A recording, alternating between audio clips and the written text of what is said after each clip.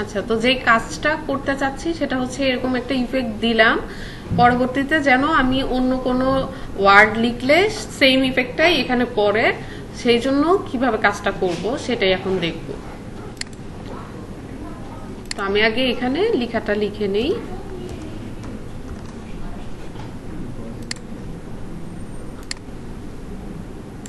Shift press করে বড় করব, তা না হলে কি হবে জানি, চ্যাপ্টার হয়ে যাবে। এটা একটা স্ক্রিপ্ট টাইপের কোন একটা ফন্ট দিব। এই পিসিতে যদিও তো ফন্ট নাই, ওইটাই ভালো ছিল, মেবি এটা দিছিলাম।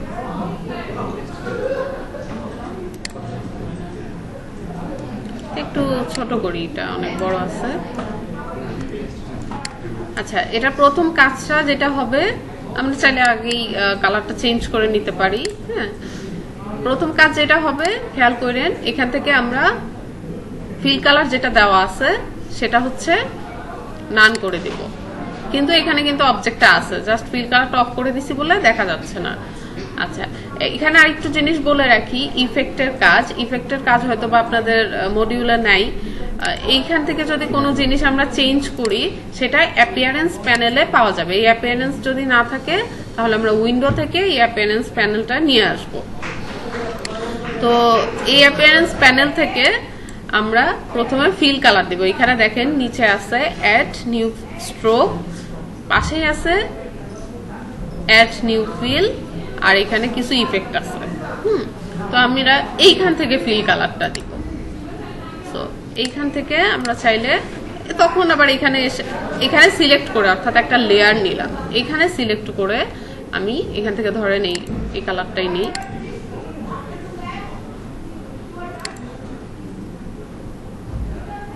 দেখা যাচ্ছে না, ও আচ্ছা, কি হলো দেখা যাচ্ছে না কেন? অ্যাড নিউ ফিল, হ্যাঁ, তো কালারটা এখন আমি চেঞ্জ করে দিই, এখান থেকে অ্যাড নিউ ফিল দিলাম। এই লেয়ারটা সিলেক্ট থাকা অবস্থায় আমি কালারটা চেঞ্জ করি, এই কালার করলাম। বুঝতে পারছি? একটু জাস্ট অ্যাড নিউ ফিল থেকে কালারটা নিলাম আমি। এরপরে যেটা করব এই ফিলটাকে চাইলে কপি করতে পারি, বা এটাকে সিলেক্ট করলে এই যে এখানে একটা অপশন আছে ডুপ্লিকেট সিলেক্ট আইটেম, অর্থাৎ এইটাকে আমি ডুপ্লিকেট আর একটা লেয়ার নিব।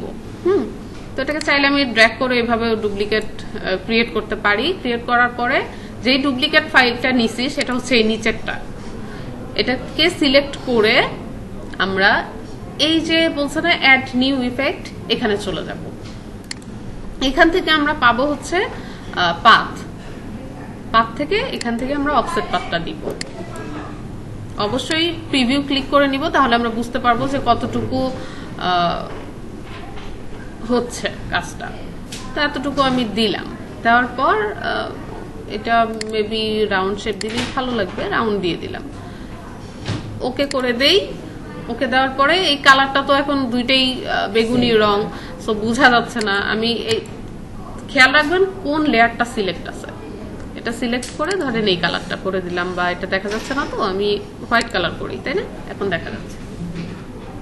আচ্ছা, এখন আমরা কিন্তু চাইলেও ওই নিচে যে বেগুনি কালার এটা কিন্তু চেঞ্জ করতে পারবো। জাস্ট এই লেয়ারটা তখন সিলেক্ট করে আই ড্রপার নিতে পারি তখন, বা এখান থেকে আমরা কালার চুজ করতে পারি, বা এখান থেকে পিক করেও নিতে পারি।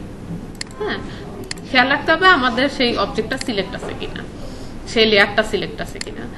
তারপর নিচে এটা তো হোয়াইটটা ধরলাম, ধরে এটাকে আরেকটা কপি করে দিব। আমি আরেকটা ডুপ্লিকেট লেয়ার নিলাম। ডুপ্লিকেট লেয়ারটা কোথায় থাকে? নিচে চলে আসে। আচ্ছা, নিচে আসার পরে দেখেন ওইটা যে অফসেট নিছিলাম, এটা মেনুটা বের করলে কিন্তু সেই অফসেটটাই আবার দেখাচ্ছে।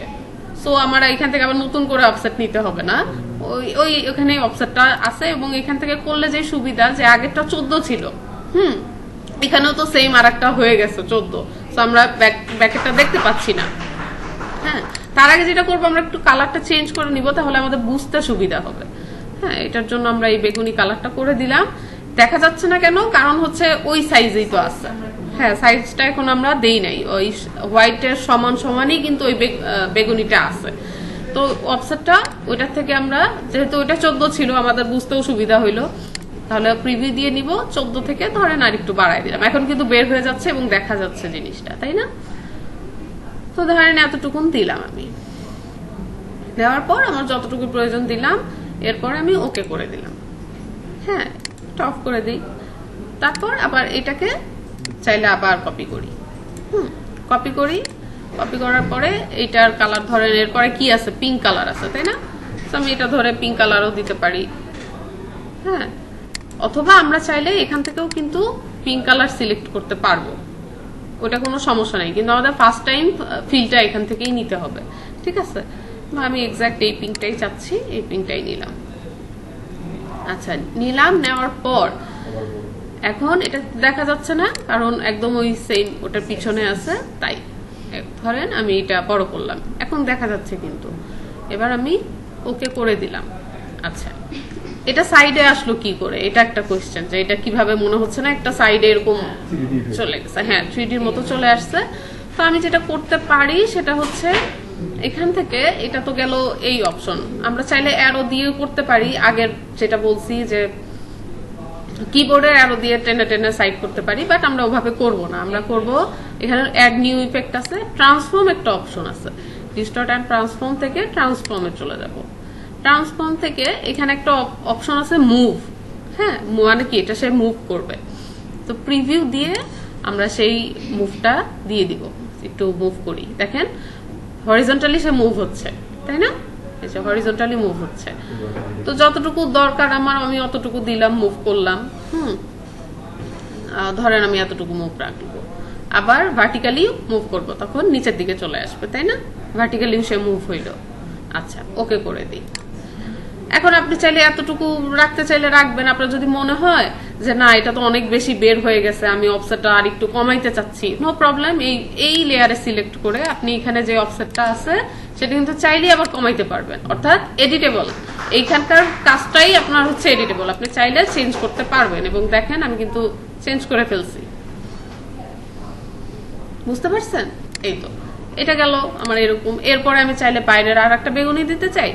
হ্যাঁ, সেম। তখন এটা যেহেতু সাইড দিয়ে গেছে, এটাও আমি কপি করতে পারি। ওটা কি সাইড দিয়ে গেছে? হ্যাঁ, ওটাও সাইড দিয়ে গেছে। সো আমি এটাই কপি করতে পারি। এটা যেহেতু আমি ট্রান্সফর্ম ইউজ করছি, সো এটা একটা কপি করলাম, ডুপ্লিকেট করলাম আর কি। এটা কালারটা আমি দিয়ে দিলাম বেগুনি কালার, বেগুনি কালার দিয়ে দিলাম। এবং এটা পপটা বের করলে কি অফসেট আসবে, ট্রান্সফর্ম আসবে। তো অফসেটটাতে সিলেক্ট করলে তখন একটু, এটা 16 ছিল, আমি একটু বাড়াই দিলাম। বাড়ানোর পর ওকে করে দিলাম। এটা ট্রান্সফর্ম কিন্তু আমার চেঞ্জ করতে হয়নি, কারণ ট্রান্সফর্ম অলরেডি করাই আছে।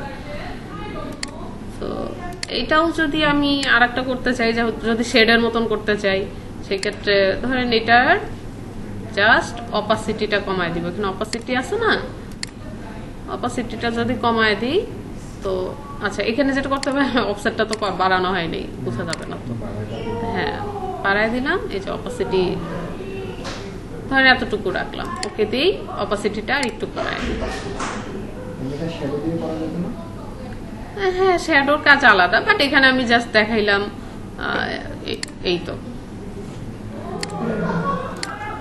এতটুকুন আমরা কি বুঝলাম? ক্লিয়ার?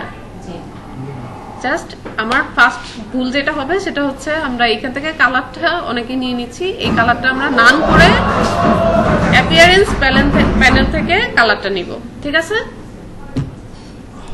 পারবেন না? এখন খেয়াল করেন, ধরেন এই ইফেক্টটা দিলাম। হ্যাঁ, এগুলো আমার কিছু আর দরকার নাই, শেষ আমার কাজ। এটা চাইলে আমরা সেভ করেও রাখতে পারবো, লেয়ার স্টাইল থেকে ওটা সেভ করে। বাট এখন দেখেন এই জায়গায় ধরে আমি আমার নামটা লিখতে চাচ্ছি। আমরা তো জানি কিভাবে কেটে এইভাবে লেখে, HA, ওই ইফেক্টটাই কিন্তু চলে আসছে, দেখছেন?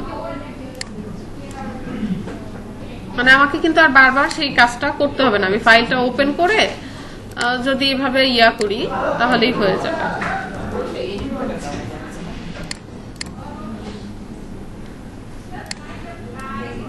এটা গেল। আমি চাইলে কপি বা এখানে আপনার নাম লিখতে চাইলে সেটাও হবে, আমি চেঞ্জ করে।